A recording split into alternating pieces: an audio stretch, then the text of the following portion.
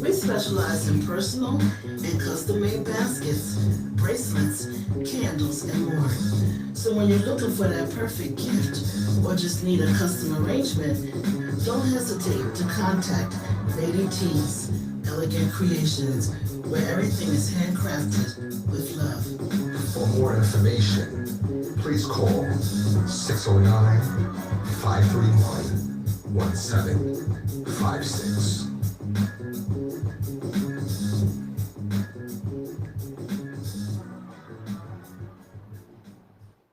All right, welcome back as we close out. Let's get it. A fantastic show today. Once again, Coach Joe joined us in the first segment. And our special guest today, Coach Ricci from the Haddon Heights boys varsity team, joined us last segment.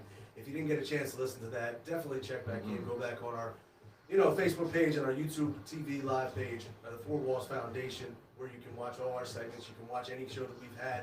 And once again, we appreciate everyone who's been joining us, everyone who's been liking us, following us, commenting, and helping us grow.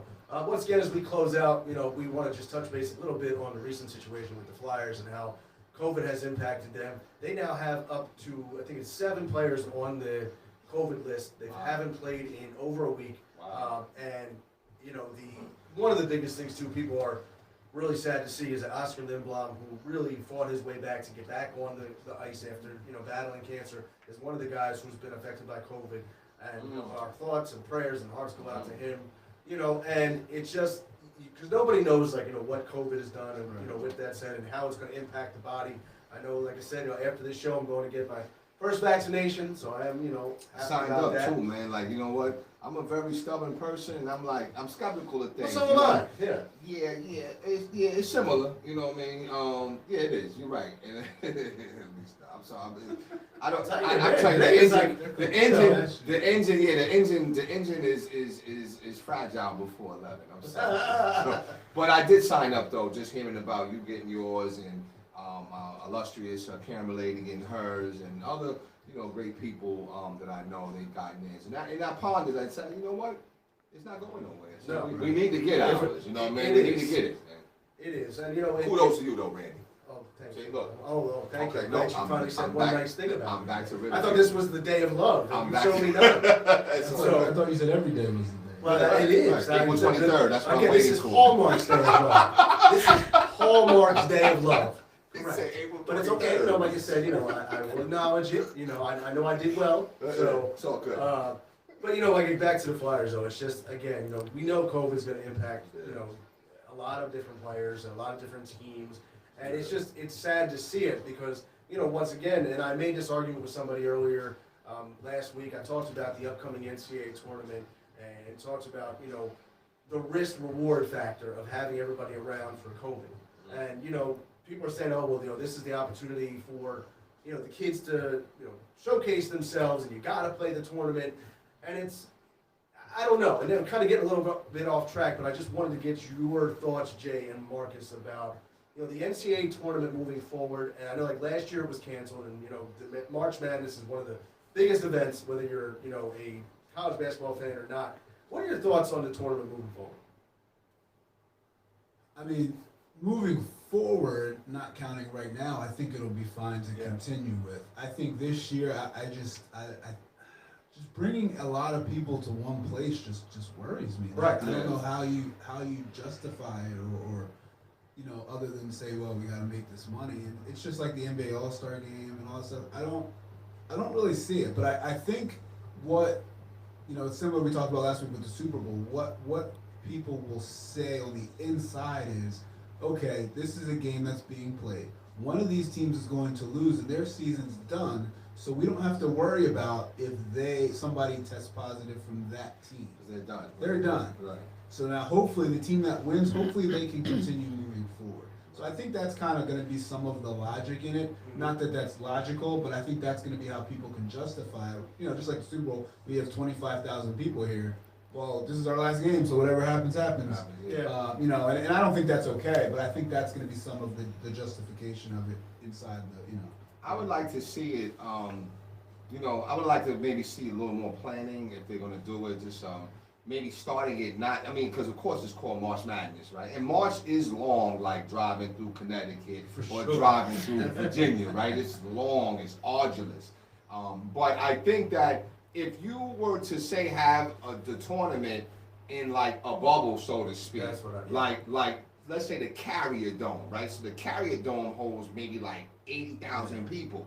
Then you can maybe have, you know, maybe 15,000 or 20, and then you can space out or whatever, and then you can, you know what I'm saying? Everybody can be kind of socially distant because life is still going on, the world's still moving. But how can, now, if you're talking about having something at the Wells Fargo, now, you know, you're talking, you know, more people coming together, and it's just, I just think that if you do a little more planning and space it out, it's almost like high school, right? They're not doing championships like that. They're doing like a little maybe a county tournament within their conference or whatever.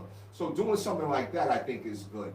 But you know, it's people make money off of this. No, they do. So that's always going to be the narrative and the bottom line. No, it is, and you know, it's like I said, I talked to a few different people this week and had different thoughts and processes about it. So I want to get your thoughts. Yeah. You know, just sort of switching over from college to the NBA real quick. We always like to touch on the Sixers. A tough couple stretches for them in the last two games. You know, where they lost. One to the Suns yesterday. Honestly, I wasn't surprised by that loss. I mean, you know, Phoenix is tough. Devin Booker dropped 36 on him yesterday, and it's just when they are on tough trips like this out west, which is always tough for every team, you know, but they play some different competition. That's where your thought process on the Sixers always drifts to the negative again. I don't know. What's your coach? Yeah, it's funny. I literally had started recording a video yesterday, and I was gonna blast them, and I was like, you know what? These guys are on the West Coast. Mm-hmm. They just played Portland, who has a top 5 player in the league. I love Damian Lillard. Then they come back. They play the Suns, who Booker always kills them. Right. You know what? Like, and being on the road isn't like being on the road used to be in the NBA this year. These guys can't do anything. They're Anything, bored. right. They're just No. sitting there. They're not doing it. Like Right. so. I get it, and I don't think they played bad. They're right there though. They're there. They're there. And, you know, I was gonna blast Simmons. Simmons supposed to be the best defender in the league, giving up 30. But I can't. Like, that's not fair. That's not real because you know you're guarding one of the top scorers, 2 of the top scorers in the league. Yeah. You know, so these games, you know, they're not getting blown out. They're not. I mean, the game was close at the end. You know, Doc pulled everybody out. It opened up a little bit, but. You know, I think the Sixers are there. I'm not backing down off of, you know, I think I said last week that I'm coming around on them, and I think it's still there. I will say Ben's offensive game has been better, just not consistently better. True. He'll have his quarters where he goes for 12, and then the next quarter he won't take a shot, like which I don't get. Joe has been consistently good, and I think it's going to come down to Tobias. I think you know He's Tobias is X-factor. going to have to be good, and something I thought I'd never say is I think if Shake Milton plays in both those games, they might win them. Yeah. I never thought I would say that. Yeah, but that's what they were missing. They were missing the bench play. Right. Yep. You know, but the refreshing thing is that they were, you know, they were right there. Yeah. You know, a possession or two. You know, you're right there. So I'm still. You know, I guess I share your sentiments. I'm still excited about them. I forgot who's up next. But I mean, you know, they have to try to get another one. They got to try to get one. Yeah. You know, but keep pushing. No, away. they face Utah. Yeah, I think Conley's out. I mean, yeah. they're still tough though. You know what I mean? Like Donovan Mitchell and Yeah. even Gobert's been playing. I mean, he's always been. Embiid kills him. Yeah, but you know what? He's a little different this year because I think that he's been humbled. You know what I mean? For sure. Remember? A lot of that had to do with him. Yeah, yeah. Remember? Oh, You know what I'm yeah. saying? So he's humble now. I just think that, you know, I think we're right there in that conversation. But I will say, if there's anything that I'm a little concerned about, is the bench play. And I heard Mike Scott's name yesterday, so I haven't seen him in a while. Yeah. You know, I don't know Maxi's doing, I guess, what rookies do. So, you know. Mr. Untradeable. You know, but they need some help there. I don't even. Was Korkmaz even a factor yesterday? Nah, I mean, no, not like he's. Nah, he was yeah. early. Yeah, so, you know, but I like what Doc has done. And that's what we talk again about leadership, right? That's what the point I really wanted to make. We talk about leadership. You got to give it up for Chris Paul. No matter where he goes in his situation, he becomes a leader automatically, and that team plays better. For sure. You know what I'm saying? Particularly even in OKC, because they really had They nothing. had nothing, yeah. And for him to be able to do what he's doing, then he got traded to Phoenix, and then I thought this was a great spot for him. I think, honestly, I mean, at this point in his career, I thought that was like the ideal, because you got the young players, and you got, Devin Booker, you got Mikal Bridges. yeah, but there's no title run for them. Like there's No, yeah. but he's in this point in his career, he's able to be that veteran leader. He's able to help mold younger players. Yeah, but he wants to win though. No, I know he that's what I'm does, saying. but I think it was a great spot for him. Right. So, but I mean, but he could have cried and whined like James Harden. You know what I'm saying? Like, oh, I want to go somewhere here. He just takes his trades and goes about his business, and his leadership doesn't change. Right. No, I mean, and that's where I'm saying, like, even though I have to give it up, I got to give it up. I like the way James is playing in Brooklyn. I can't even front because he's playing like just a quintessential point guard role. So his numbers are Benish, like. Is that fair to say? 19, 16, you know what I'm saying? Okay. So, and that, you know what I'm saying? Yeah.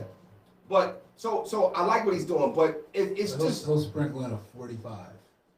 Say it? Yeah, I Sprinkle was in gonna a say. I knew. I was gonna. That's why I looked at Coach and said, He'll "You sprinkle don't have in- anything to say about Yeah, I that." mean, he'll have his 19 and whatever, but then the next game he'll get 38. Right. Like, that's- Okay. that's- Right. So yeah, he's still that dude. Though. Yeah. You know what I'm saying? Regular season, I give him that. Yeah, I'm with you. You know what I mean? But the thing that where I say where it's different though is that you know what Harden, he cried and whined and just gave up to get his way. And I don't see Chris Paul doing that. Like Chris Paul, he could really do that because he's a star. He's a Hall of Famer. Absolutely. But no, he takes the trade. He goes about his business. It doesn't stop. Wherever he goes, he wants to motivate, lead, encourage, and just lead by example. Man. So shout out to Chris Paul, CP3. Absolutely. Like I said, we'll continue with the Sixers talk next week. Have some more.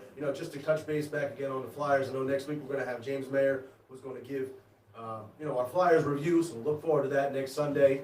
Real quick, like I know I said before we wrap up this segment, final thoughts on this week. Once again, I don't know what's going to go on with the Eagles. I think we're going to be in the same boat next Sunday. I don't think Carson Wentz is going anywhere. My shout out to the Flyers and to everybody dealing with COVID. Hopefully that situation gets itself worked out. And would like to see the Sixers get another win. And Jay, I have another name for you that you can add to the list of Phillies guys. We signed Brad Kinsler. A nice reliever. So you can add him to the Archie Bradley. Yes. Well, the last time we had a Brad, thing worked out pretty well. Who'd you have? Brad Lidge, 2008. World Series champion. Yeah. Only I would try to make that connection. No, he was decent though. He came from Houston, right? Yeah. Yeah, he was decent. He was. He was decent for that 1 year. He was garbage after that, right? No, he wasn't garbage. He was. Oh no, he had that 1 year, and he was decent that after year, and he got his ass out of here because he was garbage. No, he came with. Bradley's got like over 300 career saves. No. I'm saying with the Phillies. Okay. He was good that 1 year, 2020. I mean, I'm talking about for the Phillies, right? 2008 he was good. 2009 he still won. He ran it back. He lost. But then after that he was done. He couldn't save Jack. And then you brought in Papelbon, right? Yeah, which actually Papelbon was fantastic. He was right. He was fantastic. He was, I just can never root for him because of many other reasons. I don't like the guy himself. okay. So, Coach, what's your final thoughts today? Final thoughts. I'm interested to see what happens with this NBA All-Star game. A lot of the players say they don't want to play. Right. They're not going to play. So I'm interested to see. It's for me. I guess it's really what kind of weight does LeBron carry with the league? Because if he doesn't play, if he says I'm not playing, I think you'll see a string of players, such as Giannis, who said we do whatever our leader does, talking about LeBron. So if he's out, I think you're going to see a lot of guys step out. So I think that'll be interesting to see how that goes. Oh, I agree. That's interesting that he's called him the leader. There was like some friction going on with them. Yeah, earlier in the year, you know what I'm saying? But I guess I look forward to I don't know. I look forward to seeing who else the Phillies sign. You know what I'm saying? And who other no-name bums we gonna hear about? You know what I'm saying? Archie Bradley. There's a great funny movie that I used to like. That's still wanted around called The Longest Yard. Oh yeah. Terry Crews. You being a real Mickey asshole. Wait. Terry Crews. Yeah, Terry He's Crews. talking about the remake. Oh yeah, you're talking right. Like Young remake. boy. I'm sorry, he's a young boy. You know what I'm saying? Yeah. I'm talking about the Burt Reynolds one. Oh yeah, well Burt was in this one too. Oh, well, okay. Yeah. I bet he didn't say Mick asshole, did he? No, that's what Terry said. Yeah, Well, you know, everybody it's watch funny, that it's funny. shit. You know what I'm saying? Everybody watch that shit. You know what I'm saying? Yo, listen. Hey, listen. Hoping, just striving for a good week. You know, we got some commentary going on. We got some announcing going on this week. Just you know, hoping to get back to it, man. You know, like I said, you know, when you learn them life lessons, it takes some time to, you know, kind of process your mind and try to forge forward. So, you know, just you know, I tell everybody, hey, listen, man, just pray for me, man. You know what I mean? That's all I say. Looking forward to this week, though. No, absolutely. And, you know, once again, thanks to everybody who watched with us this morning on this early episode. Once again, thanks to Coach Mike Ricci from the Haddon Heights boys varsity team, Coach Joe, who always joins us. You know, you can always follow us once again on our YouTube TV channel, the Four Walls Foundation. Let's Get a page. Once again, on our Facebook page, like and follow us, comment, follow us, enjoy every show. We can see all the segments that have been there and watch all our clips. For Coach Marcus Bullock, for Jason Bryce, I'm Randy Duncan. Thanks for watching. We'll catch you next time.